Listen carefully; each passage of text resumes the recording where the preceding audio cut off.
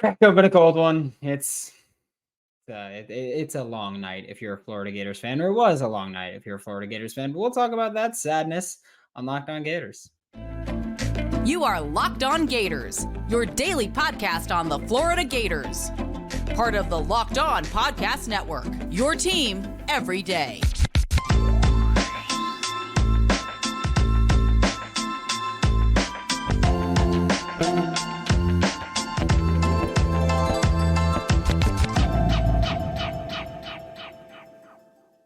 Hello. Welcome back to another episode of Locked On Gators, part of the Locked On Podcast Network, your team every day. Thanks for making Locked On Gators your first listen of the day. We are available daily and free wherever you listen to podcasts. Happy Friday. I don't know why I said happy. None of us are happy right now, but find me on Twitter at WNS_Brandon. You can join all of the Utah fans that have found me, and they've had a lot of fun because, well, we didn't have a lot of fun. Find me with the Whole Nine Sports, Giants, Country, NFL 33, all that fun stuff. You get the deal by now.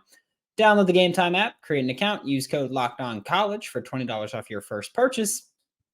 And yeah, I don't know how to feel about this game other than just completely disappointed, deflated.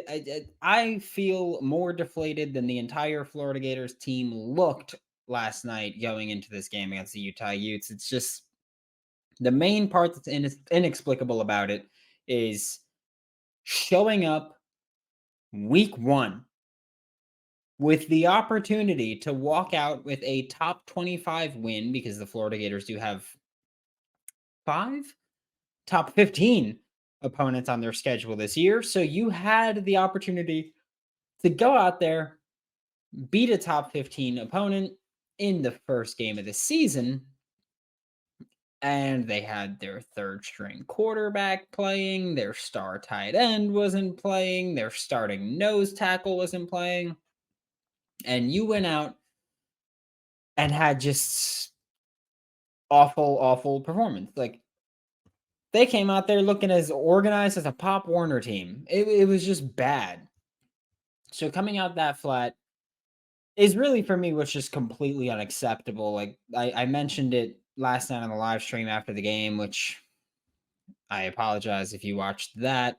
Not for anything I said, just that you're consuming too much Gators content considering the product they're putting out on the field. But it's last year, the worst performance for Florida was not the bowl game where they lost 30-3 to Oregon State. It was the Vanderbilt game, because that was a game that you should have won.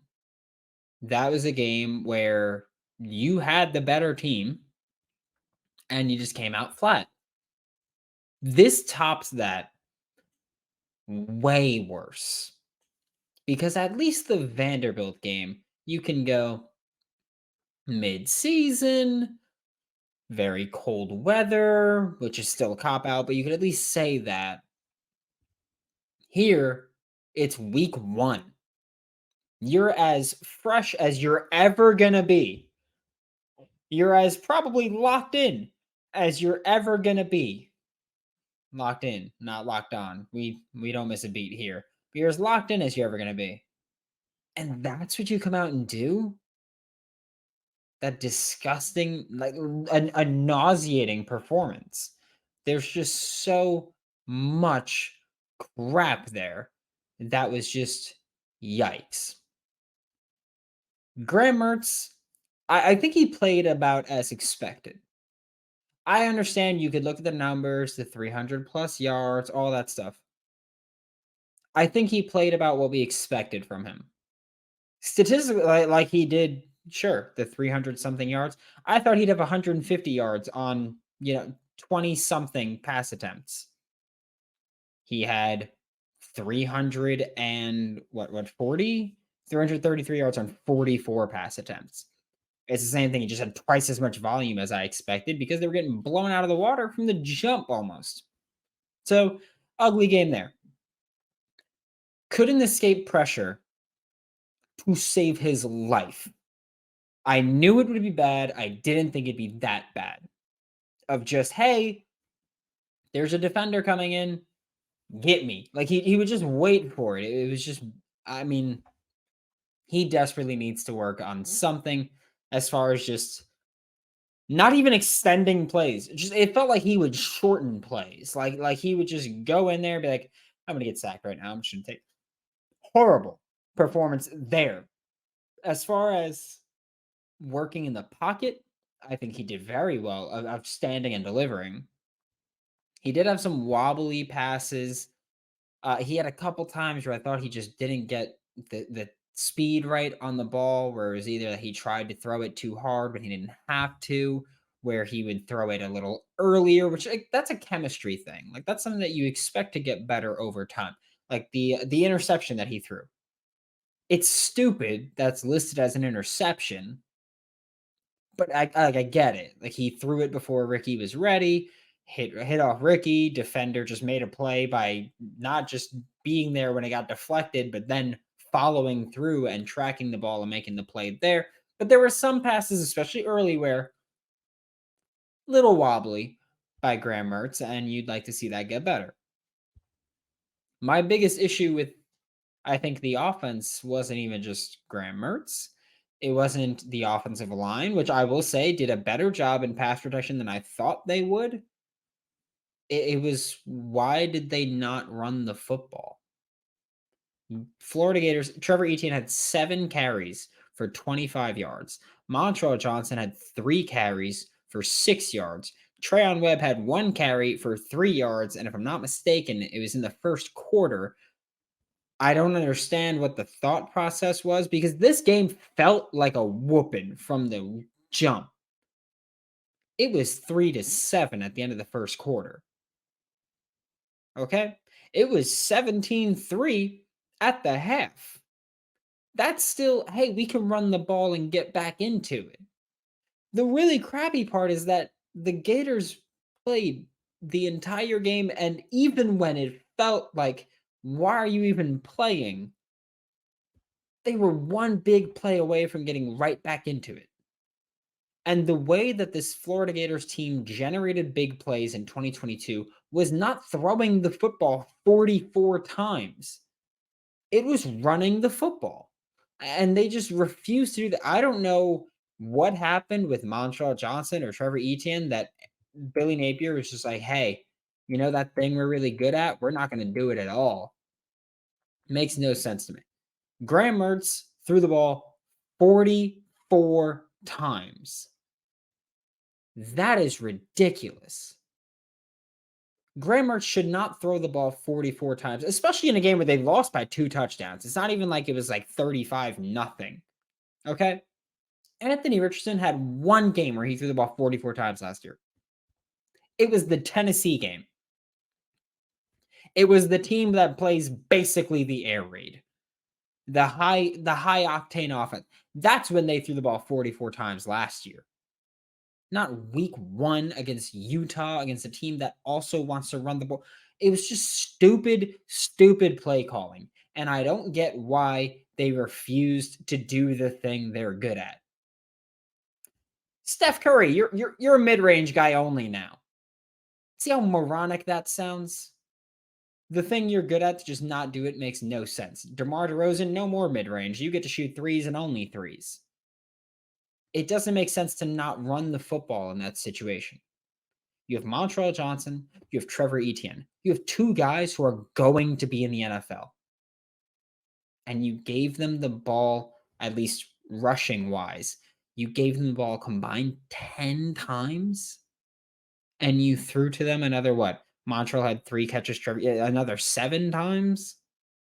I don't understand what the thought process was, but it was a bad and dumb thought process. And that's very worrisome considering, hey, this is a coaching staff that is like, hey, we're process-oriented. We're process-driven.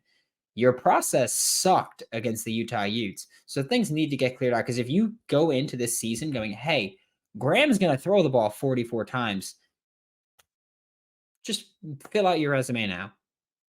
Because you sure as hell are not going to make it. And yes, I acknowledge Billy Napier's not getting fired regardless. But if you want to throw the ball 44 times every week, you're going to lose a lot of football games. especially when, granted, some of them are just pop passes. It was just crappy football. And they were just the shovel pass on 4th down to Dante Sanders was the most egregious play call I've ever seen. Why would you go, hey, 4th and 3? You know what we're gonna do? Fake the pop pass to Ricky Pearsall and shovel it to the defensive end. I don't know what the hell was going through Billy Napier's mind at that point. It's just I do not have words to explain how stupid that was. No other way around it. But now we get to talk about the defensive side, which also kind of sucked. Like they played kind of well, but they kind of sucked. Before we do that, Florida Gators were playing football again, as they did last night. I don't know if you want to call last night playing football, but they were on the football field for 60 minutes last night. That's what they did.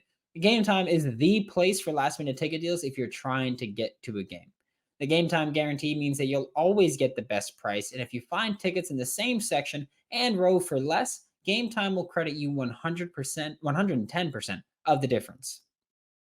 I wish that you can get 110% of a refund if you bought tickets to that game, because yikes, it sucked. Snag tickets without the stress with Game Time. Download the Game Time app, create an account, and use code LOCKEDONCollege for $20 off your first purchase.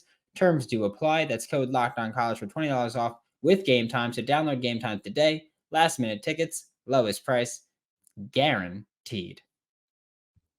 Guys, you ever have trouble performing? You ever out with your partner or in with your partner and you feel like you just can't get the job done? Does it get worse when there's lots of people around? A stage fright? Is it especially bad with guacamole? I'm talking about weak chips. The ones that can't handle a scoop of guac. Well, here at Zach's Mighty Tortilla Chips, we understand the pain of trying to dip with weak tortilla chips. No one wants to go soft on the guac. Unlike other chips, Zach's Mighty Tortilla Chips are literally built to dip. It's incredible. Crispy, corny, just like me, and organic, also just like me. I'm Zach's Mighty Tortilla Chips. These chips will take your tailgate to the next level. They can be found in Publix and sea salt, lime, and nacho flavors. Find them in the deli section with the dips. Let us know what kind of Zach's Mighty Tortilla Chips you get. So head on over to Publix, grab a bag of Zach's Mighty, and scoop that guac like the absolute stud you are. Thanks for making Locked On Gators your first listen of the day. Every day we are available daily and free wherever you listen to podcasts. Now, we're going to spend some time talking about this Florida Gators defense because expectations were high. They did not reach those expectations. It sucked. Safety play sucked. And I'll have to see the snap count and everything. I don't remember seeing RJ Moulton play defensive snaps at the deep safety spot after the first play of the game. Because the first play of the game, of course, was Money Parks running deep and nobody even attempting to stop him. So it was Money Parks running a deep post against what I think was cover 1, because Jason Marshall was running with him. I'll have to watch the play again, especially when I get all 22. But RJ Moulton was the deep safety. He bid on the crosser, and then he had to recover. And Jason Marshall was running with Money Parks. Ball goes up. RJ Moulton comes in. Money Parks is catching the ball no matter what. RJ Moulton just takes out Jason Marshall Jr. I don't know what was going through his mind, but he just takes out Jason Marshall Jr. Woof. And yeah, I don't remember him playing any deep safety snaps after that. It was really rough. It just sucked. The defense desperately needs to improve. And I think they will as the year goes on, getting more comfortable, because they clearly were just not comfortable. Calls need to get in quicker if you're the Florida Gators. There were multiple times where it just seemed like Austin Armstrong was like yelling into the headset while Utah is ready to snap the ball. Like Utah's like getting ready. Bryson Barnes is getting his hand. He's getting ready to take the snap. And Florida, all the defensive linemen are standing up, Just straight up, just like, hey, just hit me, dude. I'm not moving. I'm just here. I'm a tackling dummy. Defense is standing up, or they're all shifting completely. And it's not the fun kind of shifting pre-snap where you're like, oh, they're doing this to confuse the offense. No, it was the, oh, where the hell am I supposed to be? Wait, no, I thought you were supposed to be. It was just chaos in the worst possible. I'm team chaos. I'm team organized chaos, though. It was just completely unorganized. I get it. Austin Armstrong's first game as defensive coordinator, 30-year-old defensive coordinator. He's got time. He's got to get this all set. He needs to get play calls in quicker. I don't know if his play call, like the names are too long. He needs to figure out a way to get that in quicker. And especially when the team's going no huddle, you have to be able to go, okay, we're going to make this change really quickly. You need to have something set up to be better than you were. Because if you go out against Tennessee and you need a full play clock to get a call in, just don't show up because they're going to eat you alive. Another thing that drove me absolutely crazy, Princely Umanmielen, number 1, edge rusher. Best pass rusher on the team, and it isn't even a little bit close.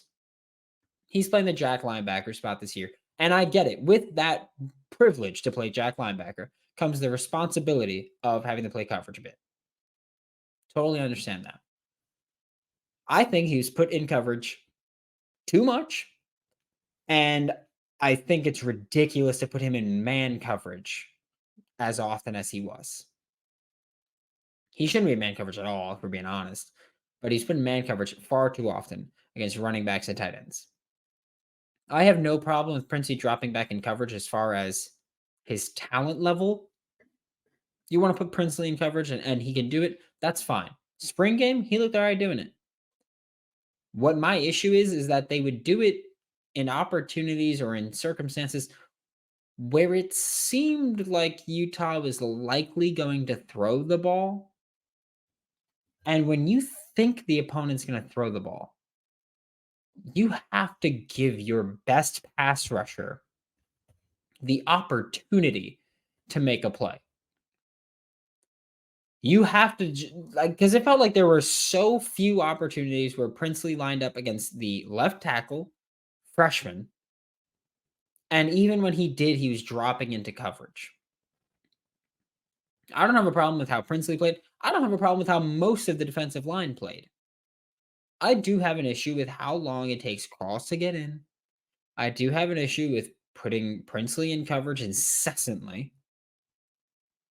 And it just felt like this defense just, I don't know. You just, every time, even when they were making plays, you were just left wanting more. There were a few plays they got bailed out. You look at, was it Mekhi Bernard down the sideline or Jaquindon Jackson? One of the running backs down the sideline on the double pass, which was the most obvious double pass on the planet. They were wide open. It was just a bad ball because it was a wide receiver throwing the ball. It was Devon Vele. And there was, I believe, Princely in coverage. Why is he in man coverage in that situation? It's not the loss that bothers me. It's that you lost doing the stupidest crap possible in a game that you not should have won, but should have felt a lot closer because there were just simple errors that just kept happening where it's like, well, hey, maybe if you didn't do this dumb thing, you'd be in a better spot to win this football game. But you didn't, and now you started the year 0-1. And sure, next week you have McNeese, then you have Tennessee, and then you have Charlotte. So you're probably going to be, at worst, 2-2 going into the real SEC stretch of Kentucky, South Carolina, then Vanderbilt, then your bye, and then Georgia, and then hell after the bye week. But this is just stuff that I'm not saying Florida should have won the game. I am saying they made too many boneheaded decisions and too many boneheaded mistakes that were inexcusable. To wrap up today's show, we're going to talk about just, I don't even know how to describe it, the game changers, because that's That's how Billy Napier and this coaching staff, that's what they call special teams, game changers. Which is fair because again, and I've said this before, I've said this multiple times before, because last year sucked too. They never promised that they were changing the game in a positive way for the Florida Gators. So they're not lying. They are game changers. It just sucked, and that's that. But there were just some mistakes, like the missed field goal especially sucked because I mean it was the penalty, the false start that pushed you back, and then you ended up kicking it, and you didn't want to kick it anyway. They were gonna go for it, and then the penalty screwed them up, and so they had to then kick it, and then they missed the kick that felt like a backbreaker just early on, like a second quarter backbreaker or first half backbreaker, and it just sucked. You have the one shank by Jeremy Crawshaw, who for the most part had a pretty good game. Like the offense stalled quite a bit, and Jeremy Crawshaw did a good job of flipping position against the Utah Utes quite a couple times. So he did a good job for the most part. The shank sucked. You look at Eugene Wilson III fielding the punt inside his own 5 and then getting tackled. And I just don't understand something like that. I am sick and tired of the Florida Gators defense. Last year, it was rare for them to force a punt. Last night also wasn't super common, but more common than last year. But I'm sick and tired of watching when the Florida Gators defense does a good job of forcing a punt that they then screw it up on special teams, game changers, whatever you want to call it. I'm so tired of watching that. And Eugene Wilson fielding a punt, and I understand it. Like I understand what was going through his head at that point. In his mind, I'm pretty sure he was thinking, this is a touch for me. Like this is a way for me to get the ball in my hands. I'm a dynamic playmaker. The offense is kind of stalling out. Let me try to make something happen. However, you can't field the punt running backwards, catch it, and then try to make something happen. That's just one of those times where I understand you're a true freshman. You're playing the first game of your college football career and you want to make a play. But that's one of those times where you wanting to force yourself to make a play made a negative play. Yeah, there was a couple of times after that where Utah punted and they just got a great roll or a great bounce coming back. Awesome. So I get like, oh, that could happen. You got to let that one roll. You have to let them roll at some point. Okay. So I get that. Another thing involving Eugene Wilson, but not his fault. The two number threes, like that equipment penalty. I don't know how you let that happen. Absolutely ridiculous to let that happen because it's just so dumb. I understand wanting both Jason Marshall and Eugene Wilson III to play special teams, especially on punt return. I get that. What my issue was, and I don't know if this is like the rule that the defensive player has to change. I don't get why Jason Marshall is the one that's supposed to change to 33 on punt return. Because in my mind, after the punt return, there's going to be a break in the action anyway. Before the punt return, Jason Marshall Jr. is wearing number 3 on the field. Why would Eugene Wilson not just be wearing number 3 or number 33 waiting on the sideline? Like why is it not Trey just waiting on the sideline in number 33, and then when they have to punt, Jason Marshall can just stay on the field and go play on punt return, whatever his role is in that specific set, with Eugene Wilson returning punts in number 33. Because again, after that punt return, there's going to be a break in the action, and he can switch from 33 back to 3. There's not always a break in the action for Jason Marshall to switch from 3 to 33. I don't understand why that seems like a logistical nightmare or just a dumb decision. And I can't understand it. And it's one of those incredibly frustrating, incredibly annoying, stupid things that is apparently just going to be the trend with the Florida Gators, at least for a bit. So can't wait for that. Thanks for making Locked On Gators your first listen of the day. Every day we are available daily and free to listen to podcasts. We'll be back Monday. Thankfully, we get a little bit of break. I'm gonna have to unfortunately watch this game a couple more times, and that's really gonna suck. Thanks to Utah fans, whoever tuned in. Appreciate you. For Locked On Gators, I'm Brandon Olsen. Don't forget to follow me on Twitter at WNS_Brandon. And I will see you all Monday.